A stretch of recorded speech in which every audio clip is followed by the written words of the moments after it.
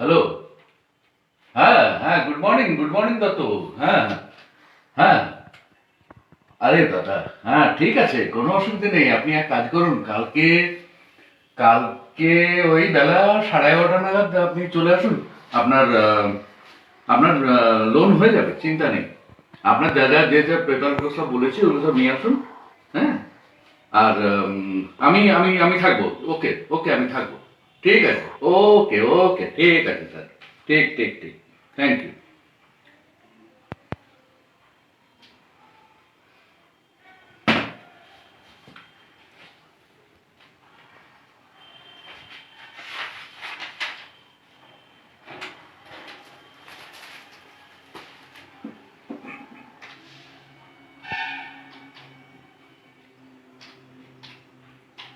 হ্যাঁ, হরিপদ,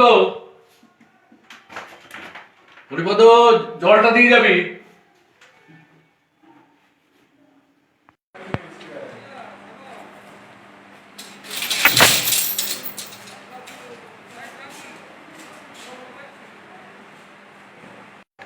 ম্যানেজার বাবু, আমার টাকার দরকার, তাড়াতাড়ি এখনই টাকা দিতে হবে, আমার এমার্জেন্সি টাকার দরকার। কি হলো, কি হলো? আপনি আপনি বসুন, আপনি বসুন, আমি দেখছি। না না, আমার টাকার দরকার, এফআইআর হয়ে গেছে, এখনই আমার টাকার দরকার। এফআইআর হয়ে গেছে? কিসের এফআইআর হলো? আরে কি ব্যাপারটা কি? না না, বউটাকে বাঁকুড়াতে এফআইআর করেছে। আরে কি ব্যাপার, এই এই বয়সে তোমরা এই এই ধরনের কাজকর্ম করো? হ্যাঁ, থানা পুলিশ এসবগুলো মারপিট, এফআইআর হয়ে গেল, এটা কি ব্যাপারটা কি বলো না?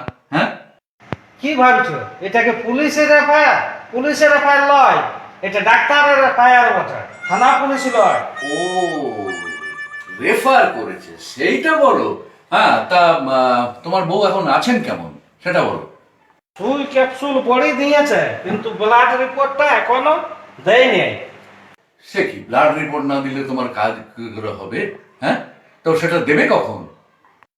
ওরা বললো ব্লাড রিপোর্টটা মানি অর্ডার করে পাঠান দিবে। ও আচ্ছা আচ্ছা, হ্যাঁ বুঝেছি। ওরে বাবা, তাহলে ব্লাড রিপোর্টও আজকাল আবার মানি অর্ডার হচ্ছে? হ্যাঁ।